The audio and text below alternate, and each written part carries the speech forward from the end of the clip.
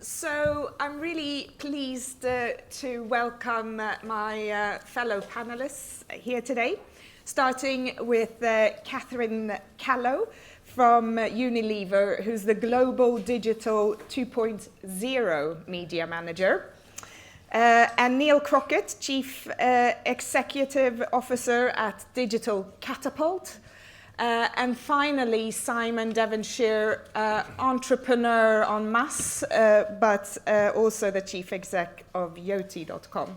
Non-exec. Non-exec. Sorry. There you go.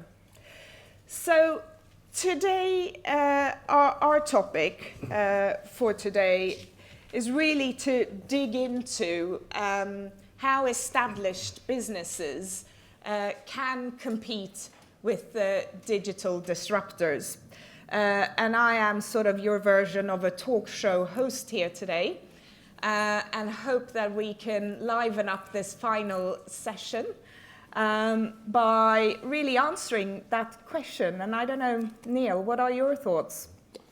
Well, as we discussed, but I actually think there's something, in a sense, flawed about the question. Which is, the question is, I think it could be reread as how do big companies squash small companies in terms of the word compete. And I think we need to look at this way around. I think a lot of people have got to develop a lot of people have, which is a build, a buy or a partner type model. And I think the partner bit really needs to be thought about here in terms of saying how do you compete. It's maybe how do you embrace, how do you gain momentum from working with smaller companies. And it's interesting that, if you look at the very large companies, particularly in automotive and in manufacturing and some of the more traditional industries. And if you look at the top 25 companies in the world, I think they've got 720 billion pounds worth of cash swashing around in their balance sheets. Apart from paying dividends and share buybacks and all that sort of stuff, a lot of them are starting to put in money into innovation to try and embrace and bring in their innovation labs. I think there's 50 or so innovation labs now set up, mainly in Silicon Valley. But this whole idea of let's start the question with how do we work with digital startups to actually compete might be a better question than how do we compete in squash, which is a little bit of a slightly older-fashioned way of looking at it. I'd like to add to that. So I think it's spot on. I think it's all about collaboration, isn't it? And I think that, interestingly, there are very few big corporates now on earth that aren't being disrupted. There's never been more opportunity for innovation and entrepreneurialism than right now. But what's interesting about the opportunity of collaboration between these digital, agile startups and the big incumbent, often analog corporates, is that they kind of own one another's antidote, if you like. So the corporates are all desperate for that agile, dynamic, creative innovation, which is something that the startup community are very good at. But equally, the startup community all want a fast-track route to scaling up. And what the corporates have often is, tens of, if not hundreds of millions of customers. And if we can find a way of bringing those two things together in a constructive, positive way, I think that's a recipe for exponential growth on both parties. So, Simon, are you saying acquisition? Go out and buy digital competitors? It's an interesting question. So I am a big advocate of corporates taking an equity interest in early stage ventures, which is a high risk thing for them to do, and invariably often has a longer term return on investment that requires a patience that very few corporates in my experience actually possess. But I think that without an equity interest, there isn't necessarily sufficient goodwill in the mutual success of that endeavour. And I think if left to just purely procurement, that's the problem. It's not enough of an enriched relationship, in my view. Although I do think, and I do agree with that, but history is littered with great companies that have been taken over by large companies and squashed in a different way. Yeah. Yep. I think that doesn't actually change the core of your business. So your core majority business, even if you buy in digital disruptors, your actual business then still hasn't changed in mindset. I think that's the problem of when we hear about these kind of digital bolt-ons and startup incubators, and we're trendy now because we have an incubator which we have in San Francisco, and that means that we've kind of ticked off that box on digital innovation. But then the problem is that, you know, the other 100,000 people in your business are still kind of frozen in this mentality of how they've always done things. So it's no good if kind of one corner of the business that you happen to buy in is now doing it right if the other 3/4 of the business aren't. So everybody has to drink the Kool-Aid. Exactly. I think you need digital disruptors and kind of agents of change as dynamite into the wall of the business. I think you need that, whatever route you choose to do it, whether it's internal or external.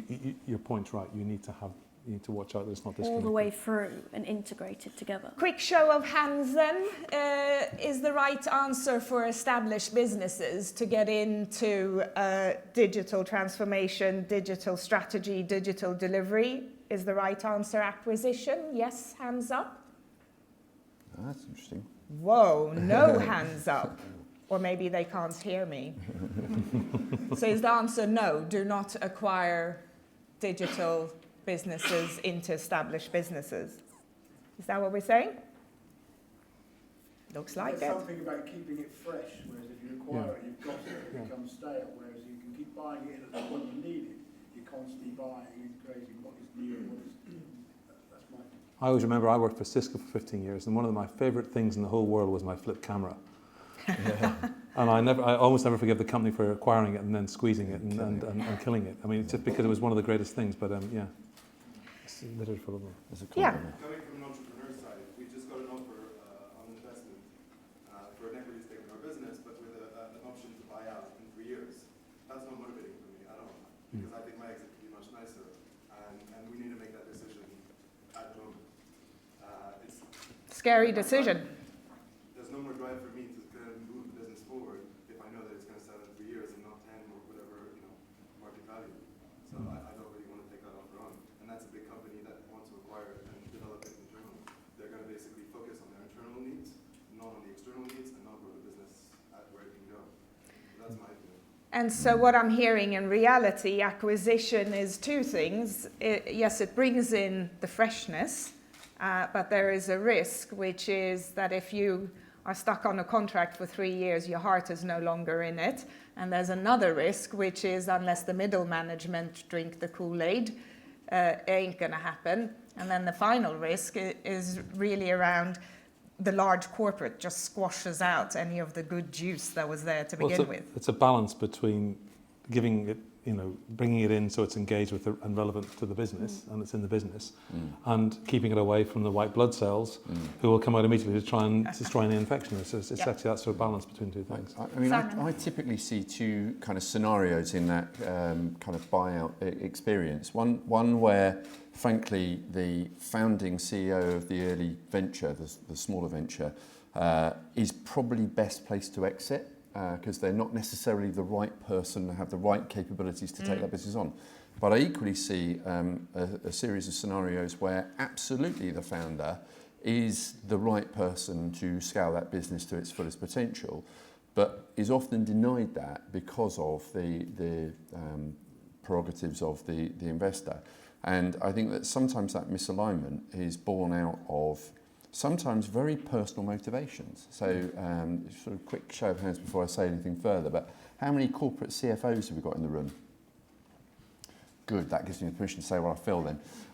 You know, often, you know, corporate CFOs are allergic to the possibility of making an entrepreneur seriously wealthy. And I'm not sure quite why that is, but I've seen it. And I think, you know, this notion of squashing people is, you know, there are so many case studies where that's been the case. But I've had two examples where corporates who I can't name have expressed an interest in a startup that I'm interested in. And I've asked them, what is it that they want from this introduction? What is it that they're really keen to meet the team and want to spend time with them? What is it that they're trying to get from it? And ultimately, what I've learned from that exchange is that they wanted to get insight, ultimately to kill it. And I've sort of said, well, I don't think I want to introduce you then, really. I don't think that's the kind of relationship.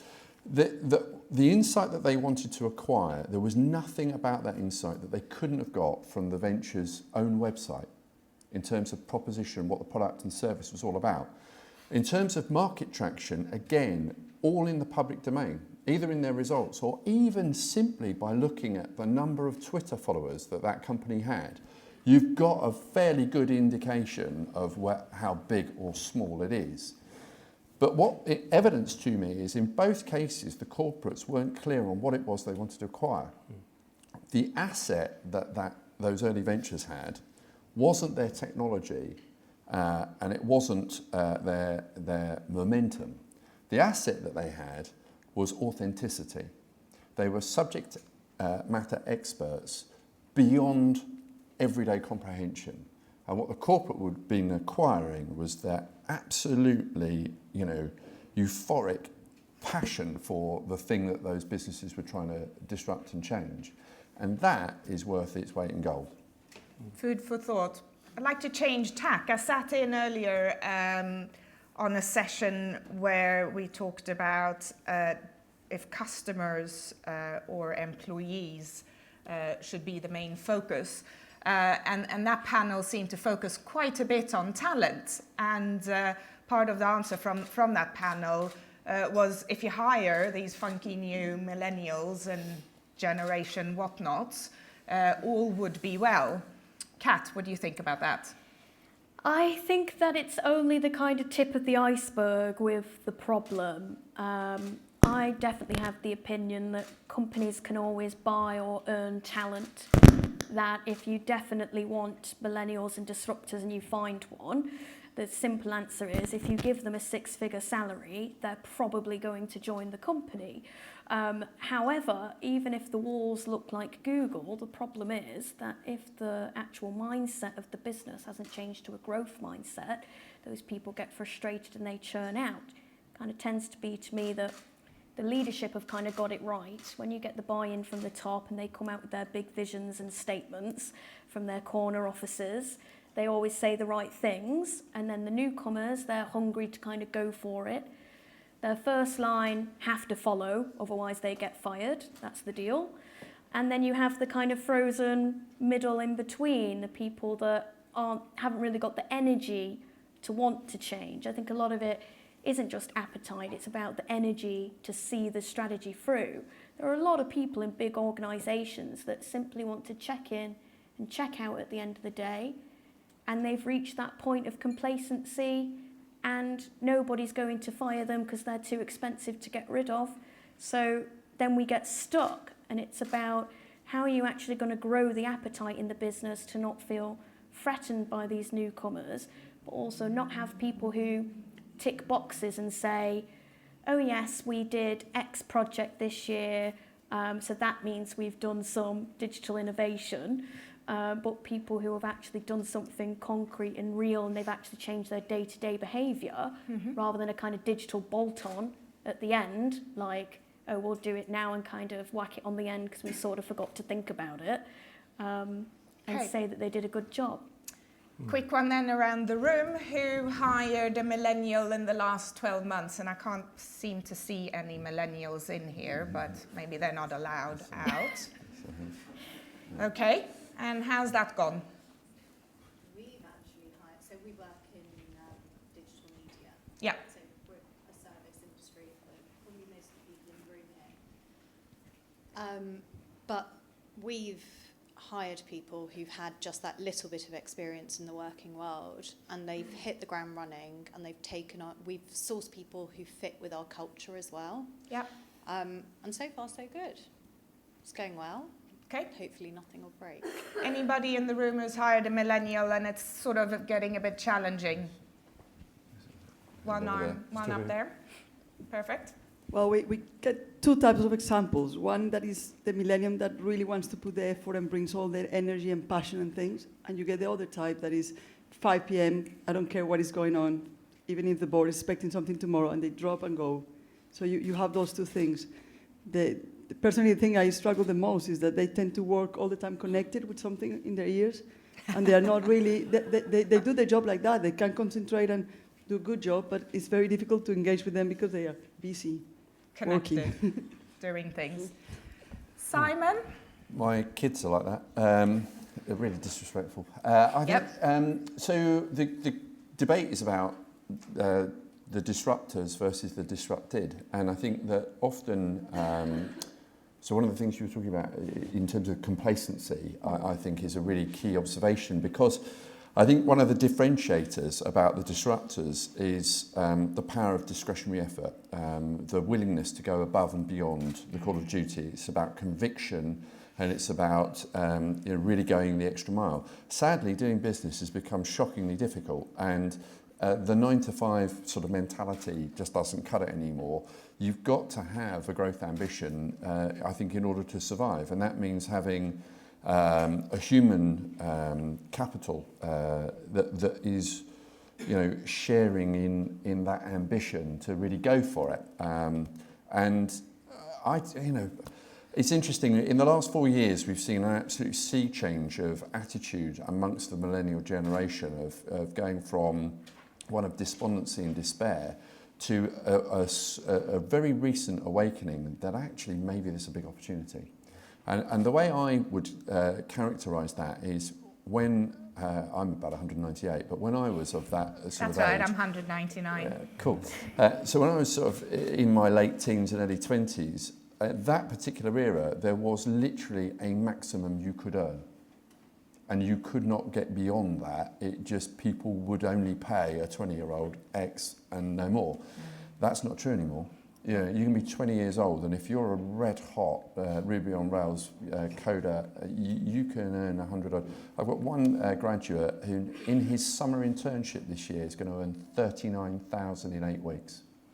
Wow. Right? So I think that if you've got the right attitude, capability, and put yourself in the right place, you've got the right work ethic, you can do really well now. I do think that, organisations that refuse to pay for quality over quantity will die out. I'm not saying that we have to hire 6-figure salaries and bring in sort of all our new hires on that.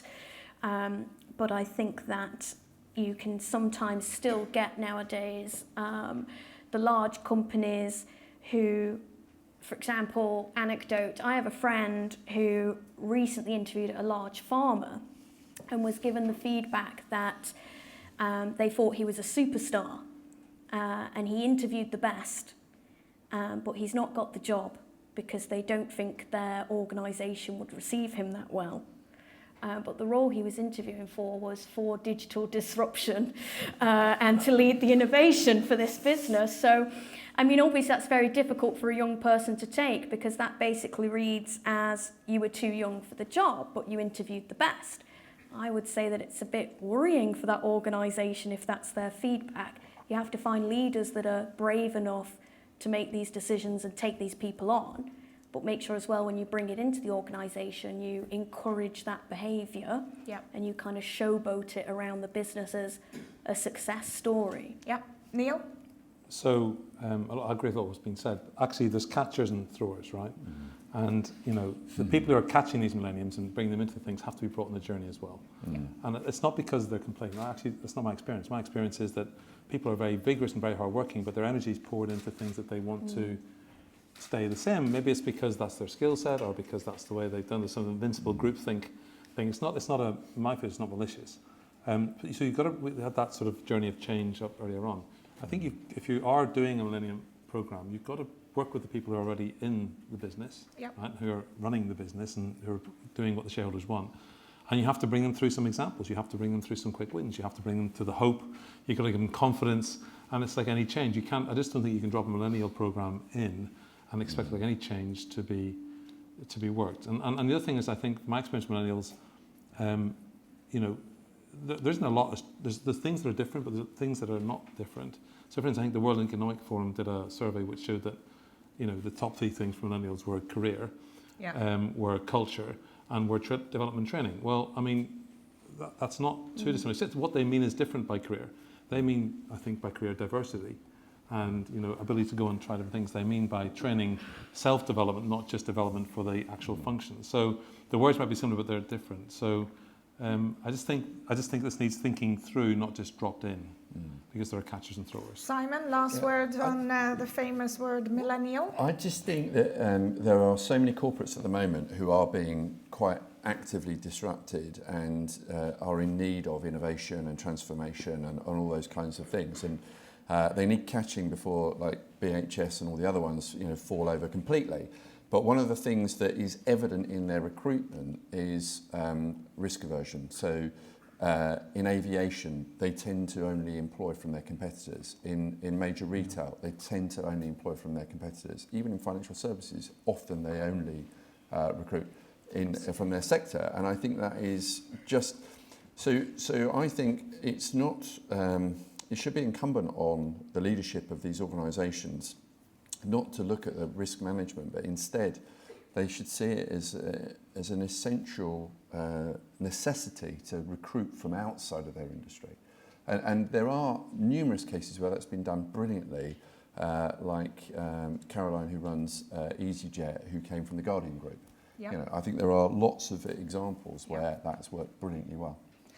So just summarising where we've got so far and takeaways so far for the audience, I guess, is if you are going down acquisition, you need to do so with an open mind that it needs to be integrated into your organisation. You need to ensure that whatever management comes along with acquisition is given enough free rein to integrate into your specific organisation. And then the final piece was around the sort of middle management really understanding the value of that acquisition. We then talked about millennials, talent overall, and I know we got a bit stuck on the millennials, but I think it's true for all talent. If you are going to change the talent and if you are going to recruit from other industries, you can't just plonk it in. There needs to be a thought-through strategy.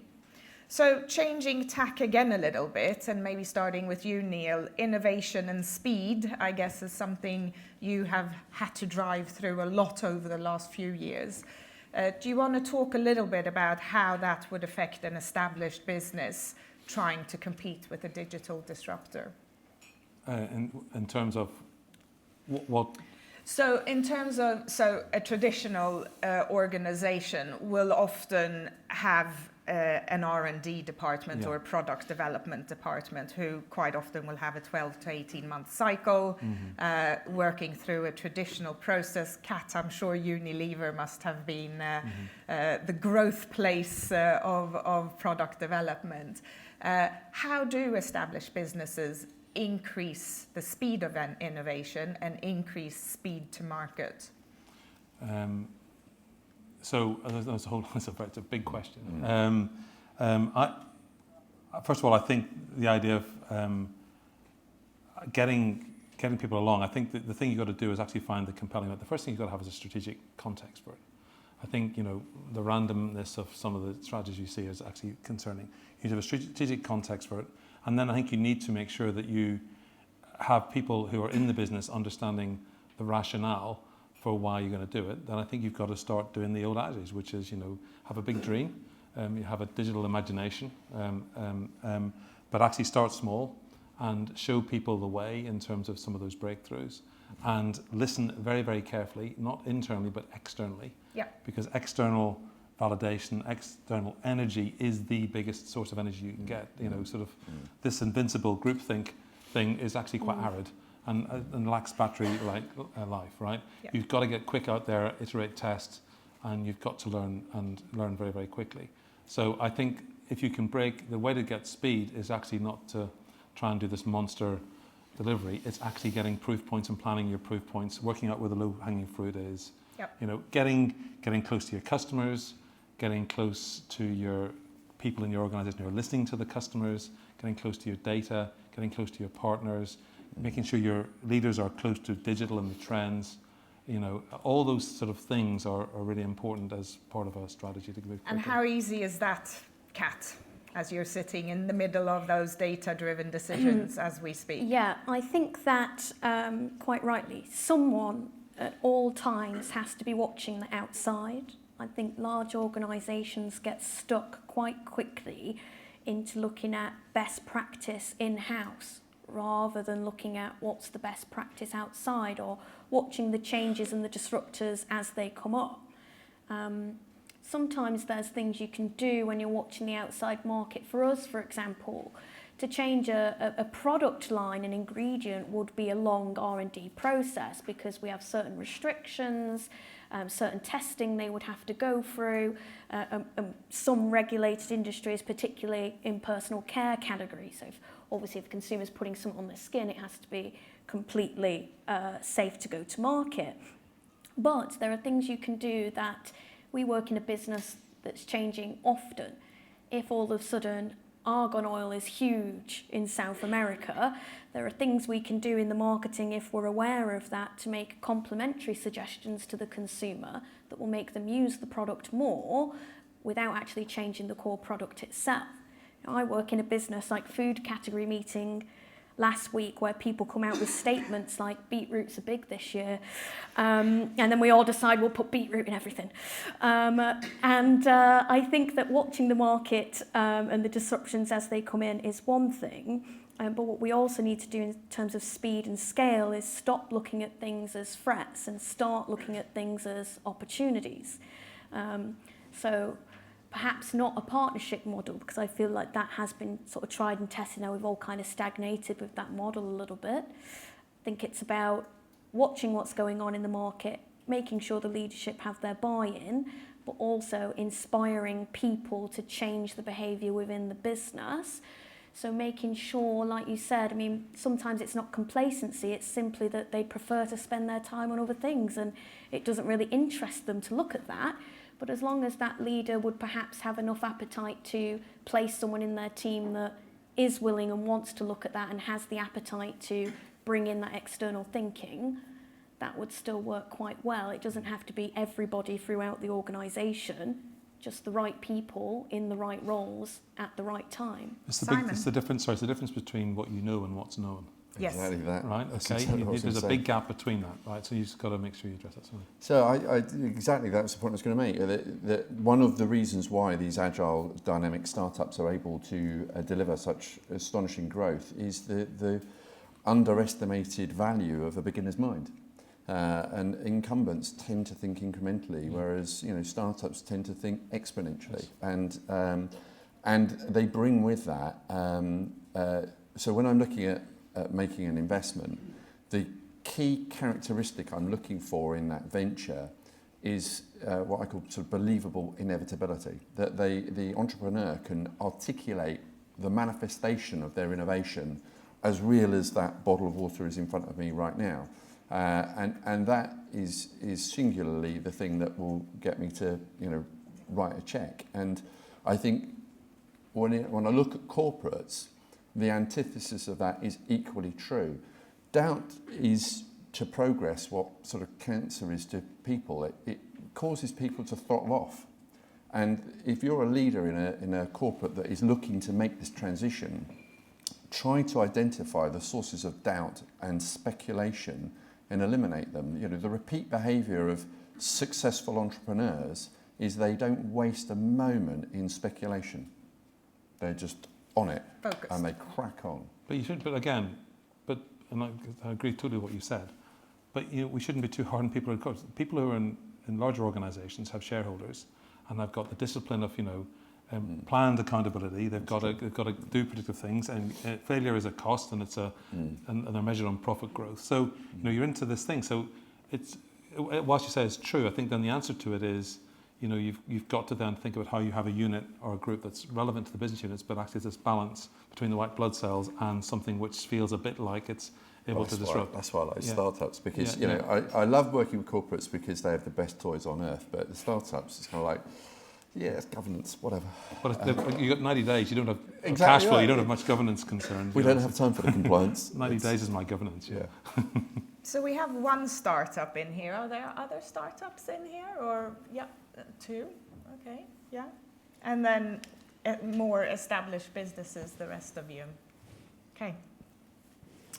So I think, just looking at the time here, as an established business, what would you say is the one biggest challenge for rolling out a digital transformation program or a digital strategy of some sorts? No challenges. It's going swimmingly. I'd say focus.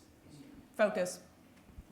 Yeah, focus, because I think I work for British Airways, and I think certainly when you think about service and customer service, which is obviously a big part of what we do, digital starts to crop up in different places, and actually you spend quite a lot of time trying to get different departments to focus together, and actually that in itself can slow things down slightly. So I think for corporates is having sort of razor sharp focus, and then like you said, you talked about entrepreneurs, and it means you can really go at what you're going to go at, but it can take a little bit of time to get to that focus in the first place. And Kat, do you feel, I'll come back to you in a second, but Kat, do you feel in your experience both from Ferrero and now with Unilever that focus has been a big challenge? I think it can be. I think that now we're working on a kind of multifunctional transformation. I think that it's about finding the common why in why we're doing these things, so common objective for the business beyond a vision. You know, when we say things like, well, we have to do a digital transformation project. Why? Well, because we'll be irrelevant in 10 years' time if we don't. Why? Well, because there's disruptors that are coming in and they're doing X, Y, and Z. I think you've got to find for people what's going to be their trigger for their motivation to keep going, because digital transformation projects never run smooth. There's always a problem. It never runs to the plan you thought it was going to go to. There's always going to be that one annoying stakeholder that will just not come with you no matter what you do. It's just stubborn to the death. And I think that you have to focus, because you can't be all things to all men. It depends how wide a breadth of a business you have. But for me in the past, it's tended to be making people feel the need and the necessary immediate change that's required from digital to keep them motivated on the project sort of day to day and actually change their behaviour, rather than, well, we better do it because the CEO's kind of put it in the 5-year plan and it's on my objectives and I don't get my bonus if I don't. That then I feel is how you get these kind of lip service actions from your stakeholders, rather than actually having their hearts and minds. It's very interesting. So it's very interesting you said focus, and I agree with that. And I think you can sometimes get an unbelievable CEO with the personality of a world who can actually get everyone convinced to go and do that. So I think that's very, very rare. I think most people have to lock on to, and you have to explain to them, be with as a group on some tangible, compelling external event. You know, whether it's regulation, whether it's a competitor, whether it's a drop in sales, you need to have some rallying external compelling event to make this work. Burning platform. Well, yeah, burning platform, but it's got to be something that's that everyone can lock into and get that focus, which is what you said. So having done some consulting for some big groups, the biggest problem I find with them is that their team is completely outdated. Speaking to their IT person saying, you know, have to set up a photo gallery, oh, that's too complicated, or that's going to cost us too much, when you can get open source platforms to do it. So often, you know, I spoke to one of the biggest media companies in the world about a technology. The IT director suggested Magento, which is an e-commerce website. That's a legacy system. It's completely crazy, and if you speak to a Ruby on Rails developer or anything like that, they're going to say, this is insane, you're going to lose a lot of time. The second thing they have is that people are scared to take risk because their job is online, etc. I had a meeting with one of the largest attractions. We're in the ticketing business, and I was introduced by their CEO, the head of marketing, into the person doing admissions. He said, I love what you guys are doing. You're 1 year into it. If I take your company and you fail, I'm fired. So no. And that's the kind of problems that we have. Even though you're brought from the top or anything like that, if it's not their idea, they won't want to engage with it. And then it takes so long. So pitching to this media company, we're still in over a year inside, and we've pitched to the new CEO, now they've replaced him, et cetera, et cetera. So it's taking a long time. Another point I wanted to touch on was the millennium. And with millenniums, and I'm sure Simon knows about this because we've had an incident while Wara. And a lot of people, like my co-founder, is a fantastic developer, and 2 people have tried to hire him while we were working together, and he's not motivated by money at all. He's motivated by finishing what he started, and that's why when someone offered him 120 grand salary when he's getting paid 1,500 a month now, he said no, and he wanted to have the liberty and the freedom to do whatever he wanted. And going into a group, he knew that he wasn't going to have that. and therefore he wasn't going to continue. So if you want to give, you know, young people, like the ones that have creativity, they want to build their own ideas, they want to develop them, and they want to have the freedom to do that. Simon? Yeah, I think you've really touched on something that's very important to attract the best quality talent. I think particularly engineering talent, they're commonly attracted to the best quality problems, and I think startups are often very good at doing that because they're very purpose-led, mission-orientated, and that can be very seductive to people who are looking for something more out of their careers and their working experience. That said, you know, organisations like BA have an opportunity of having the best quality problems on earth, frankly, because not only have you got some enormous challenges, but also you've got some enormous opportunities by virtue of the fact that you've already got hundreds of millions of customers. And if I were a young, talented engineer, I'd be thinking about the fast-track route to accessing that customer base. So I think both sides of the equation can recruit really effectively. There is unquestionably, particularly in London, a shortage now of talented software engineers. Yeah. But I don't think that either party has got an advantage. I think that, you know, you've obviously acquired great talent. I think you've got the potential to acquire great talent, and you know, I think it's just about how you frame it. And in fact, sorry, when it comes to things like AI and a lot of the things we're going into, you know, those with the data mines are the ones that are going to win. Yeah. So, I mean, you know, you're starting with a completely, if I'm coming in to do that sort of cut-through work, that's where I'd want to go. But you've got to position it in the right way where it's a mission-based, exciting proposition. And you've got to do it genuinely because, you know, if people are joining and they go through something like Glassdoor, some of the other things we've got transparency on, they're going to rumble you pretty quickly. So it's got to be something which is genuine. Right. Can I have a time check from the organisers, actually? You've got one other question on the floor. Okay. So I think just before I let maybe my panel members say a few last wise words, we've touched on acquisition as a method for established businesses to enter the digital world. We've talked about talent quite a bit.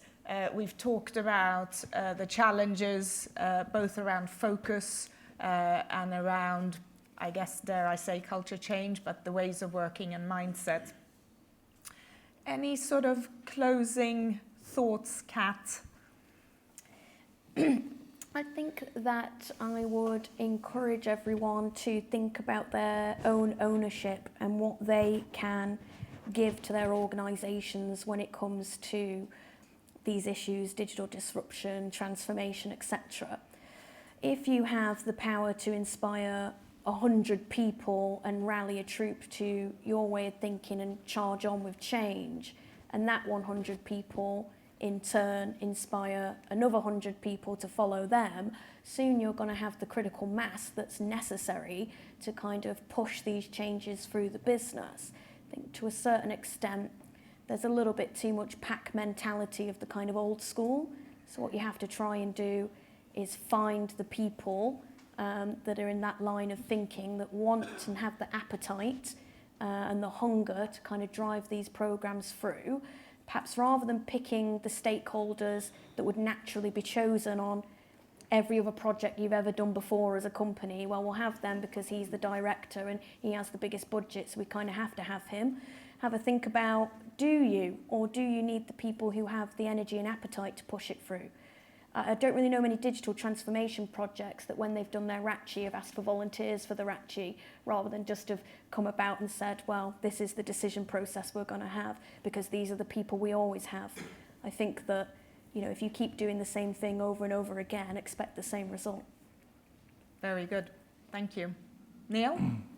And there's so many things to talk about here, but the thing I'd pick would be the difference between what you know and what is known is the biggest gap you'll find in terms of how you think about innovating in a very fast working environment.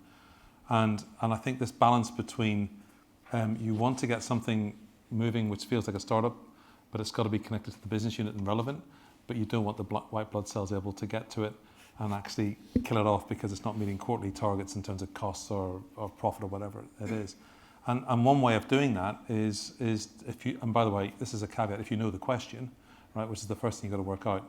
If you know the question, one way to do it is to start with small things and have external proof points. I mean, one of the things I've really enjoyed about working in the Catapult is that a lot of our work is actually working with companies like Swiss Re and Visa and, you know, Eversheds and a whole lot of other companies, to actually help them take those first steps once they know the question. And I think all I can say is the actual excitement you get and the cultural change you get and the people who touch that sort of thing radiates out and actually starts to get movement. So it's have a big idea, have a framework, a context, but start small, test out, don't be afraid to fail. Failure is not an overhead, right? It's a lesson. And I think you can experiment with that quite easily. There's a lot of places you can do that. Thank you, Neil. Simon? So I think these are exciting times. I think we're witnessing the birth of the digital economy. We've never had more opportunity for innovation and entrepreneurialism than now. We have more connectivity, more computer processing power, more open source code than ever before. So I now have the privilege of working with an incredible portfolio of businesses and I'm loving every moment of it. In terms of the excitement of that innovation, Yoti is a brilliant example of it. It's fundamentally transforming facial recognition and helping people with managing their online identity. Through to when I'm asked what my dream job be, I'm delighted that we've got BA in the audience because when I was a kid it was the world's favoritist airline. And I've always said that my dream job would be to help BA to transform into a truly digital organisation. And I think that's an incredibly exciting opportunity. And I think, you know, I'm here because I'm wanting both parties, organisations like Yoti, which have not even begun trading yet, through to organisations that I grew up with as a kid, realise and reach their fullest potential. And, you know, as I've recently blogged on my blog, you know, all I see are jobs. You know, it's not that I'm, you know, overtly optimistic. I'm actually a pragmatist, and all I see are jobs. Thank you, Simon. So thank you, audience, for your time and for listening. We are all digital, so you can reach us on LinkedIn or Twitter should you want to connect with any of the four of us. Thanks for your time.